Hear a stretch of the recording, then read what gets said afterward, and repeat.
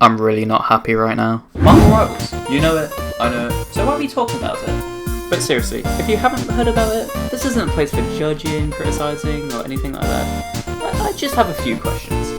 Like, how haven't you heard of Marvel Rivals? Why did you click on this video? Are you subscribed? Why aren't you subscribed to the channel if you haven't done already? Please make sure to like and subscribe. Thank you. Anyway, I know this is a different video from my usual ones, but the purpose of this video is to talk about the hottest hero shooter on the market right now.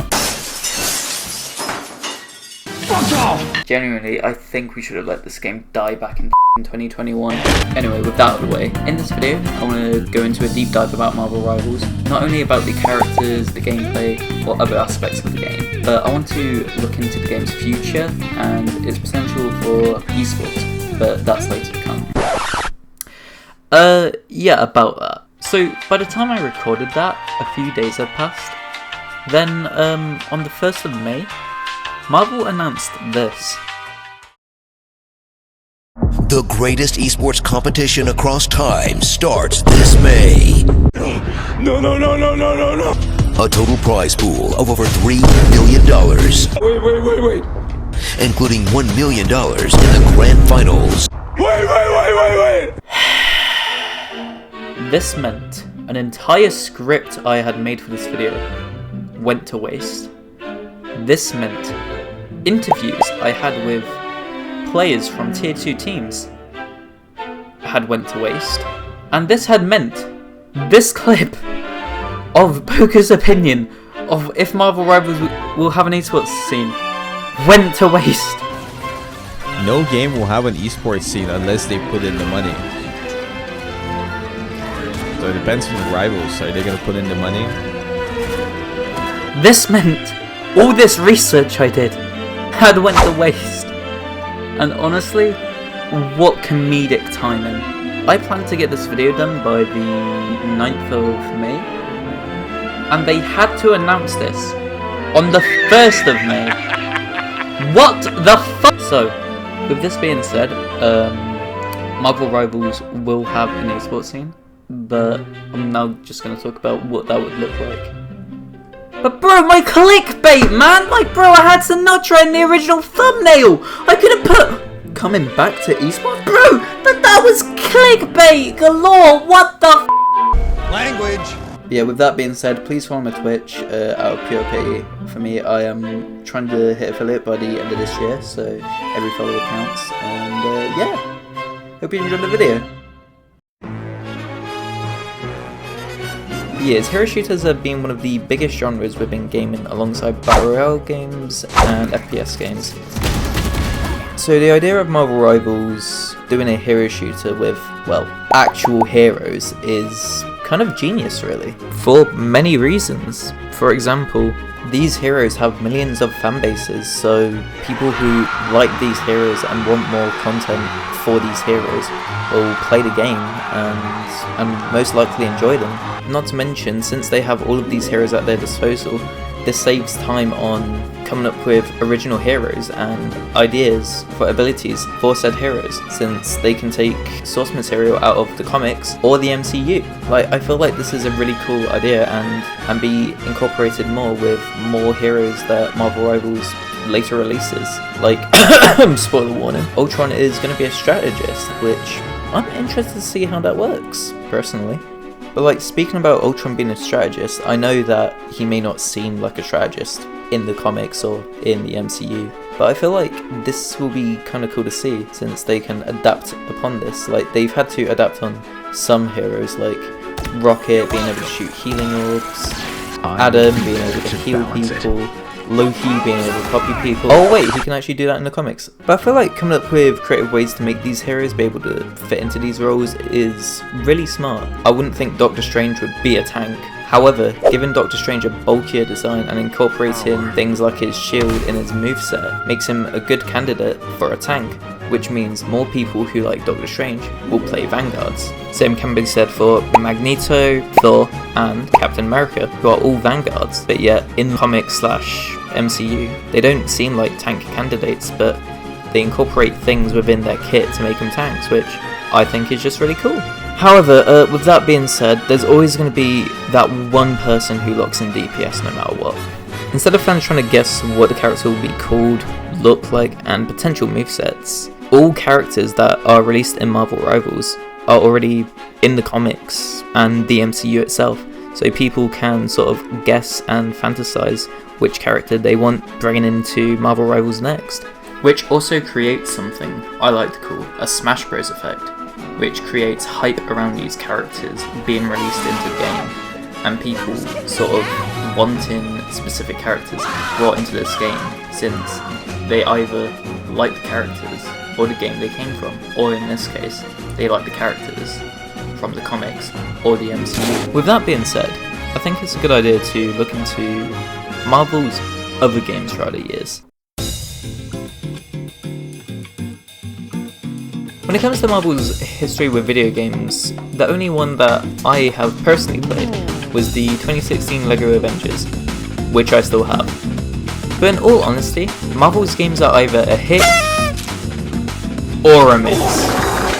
For example, Marvel's PS4 Spider-Man, which was a hit, and now we compare it to Marvel's Avengers, which was a miss. Another example, we have Guardians of the Galaxy, which was a hit, and now we compare it to Marvel vs. Capcom Infinite, which was a miss. And as I quote from Metacritic, generally unfavourable. That took too many attempts to say, Jesus. Okay, and my last example of this is the PS5 Spider-Man 2, which was a, again, massive hit compared to Marvel's Iron Man VR, which didn't seem to stick the landing. Now, I know comparing these games feels like Coughing Baby versus Hydrogen Bomb, but like, there's no better analogy to describe this. In the early years, it seemed like Marvel would release games based on whatever movie was coming out that year. Some examples I found was X-Men, the official game 2006, Spider-Man 2, 2004 game, Fantastic Four, 2005 game, and many others. In all fairness, this was the early 2000s, so games such as Super Mario Galaxy, BioShock, and even Portal were dominating the gaming space. Plus, since this was the early 2000s, esports as a whole wasn't as big as it is now. Games like Counter-Strike and COD did exist, and there were a few Counter-Strike tournaments in the 2010s, like the Winter 2010 DreamHack on the 27th of November of 2010, obviously. But my point is, during that era, esports were mostly either CSGO or StarCraft. Not to mention, within this era, Marvel saw more profit in their movies in comparison to games, which is understandable. Marvel Entertainment, as of today, has a network of 54 billion, while the MCU net worth is around 31.06 billion. So my understanding is that Marvel will put more money and effort into projects that can make them money, such as the MCU. But weirdly enough, Marvel seems to make a lot of mobile games, which in my opinion aren't good. But some of the marketing on these games are phenomenal, like take Marvel Snap for example. They had this exclusive song, which unfortunately isn't on Spotify, in their trailer, which has only been used for that trailer. What a waste, man, like Jesus. But they made some of these mobile games with a little company called NetEase. For those who are unsure of who NetEase are, they are a Shanghai-based company which brought you some of your favourite games such as Naraka Blade Point, Once Human, Fragpunk, and Marvel Rivals. In 2019, NetEase signed a contract with Marvel to release a series of mobile games which gave us Marvel Super War and Marvel Duel, which I am never touching. These games aren't anything revolutionary by any means necessary, but little did Marvel and NetEase know about the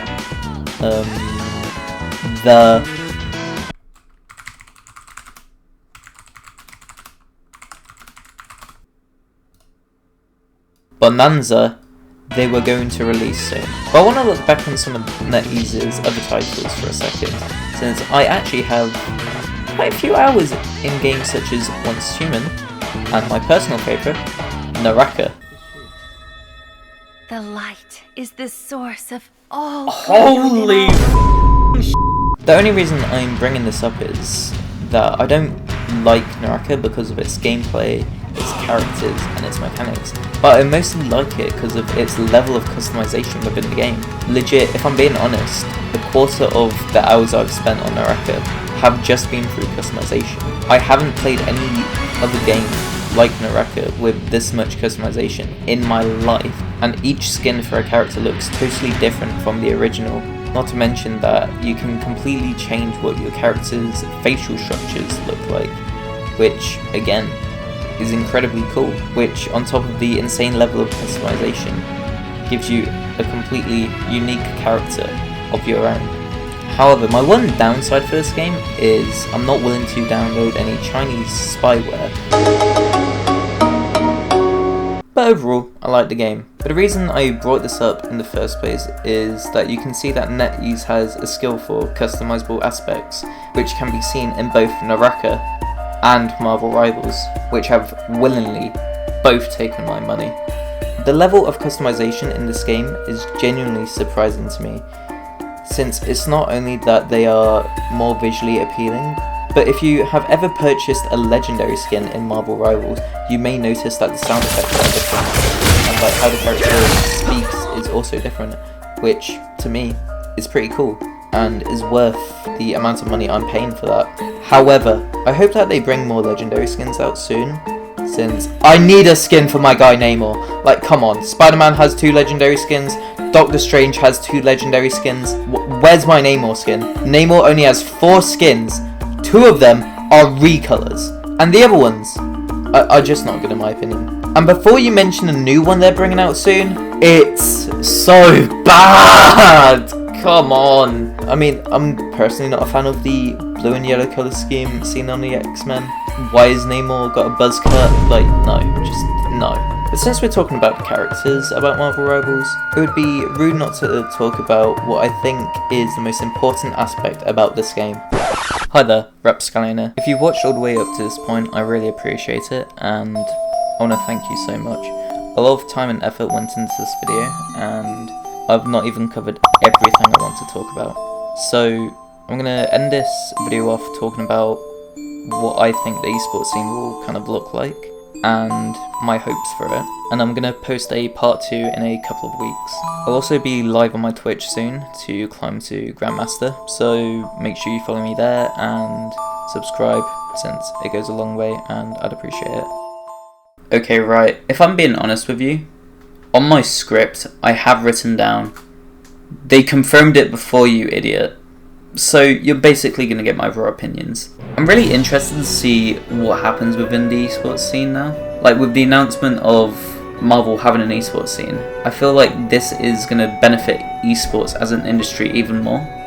Since for years esports has been struggling to sort of define itself as a proper creative industry compared to other creative industries such as music, art, film.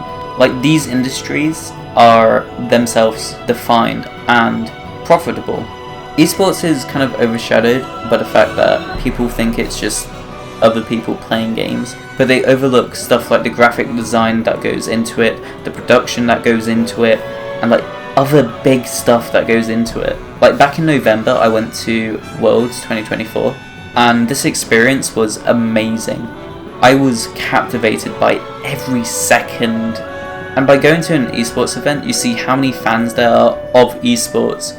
So obviously companies such as Marvel would, want to profit from that. But like seeing everything like up close was surprising. People overshadow the fact that it's just people playing games in comparison to all of the other roles within esports that are needed. And I believe that Marvel sort of jumping on the bandwagon within esports means that it will become more of a defined industry and lead to more people wanting to do esports as their career, whether that's in production, coaching, or even potentially playing. Like there will be more room for people to sort of go into that industry, which also means esports as a creative industry will be taken more seriously. But I'm kind of getting a bit off topic here.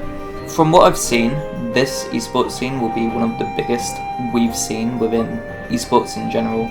Worlds 2024 was apparently the most expensive esports event of all time. So if you add Marvel's budget into the mix, we could see that on a greater scale. I'm going to go more into this into my second video, but it's kind of cool to see Aramori on Sentinels as the first female esports player on a organisation, which I will go into next video.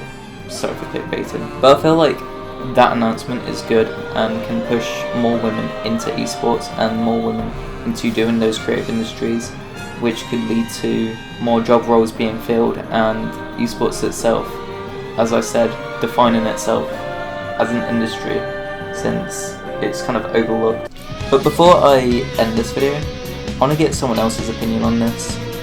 Hello, my name is Oreo. I play professional Valorant for Falmouth University. Our team is called Flex Recons. I primarily play Sentinels like Killjoy and Cypher, but I do also play Initiators like Echo. I really like Marvel Rivals because it's similar to Overwatch, except it has much better feeling movement. I like the third person camera, and there's more variety within characters.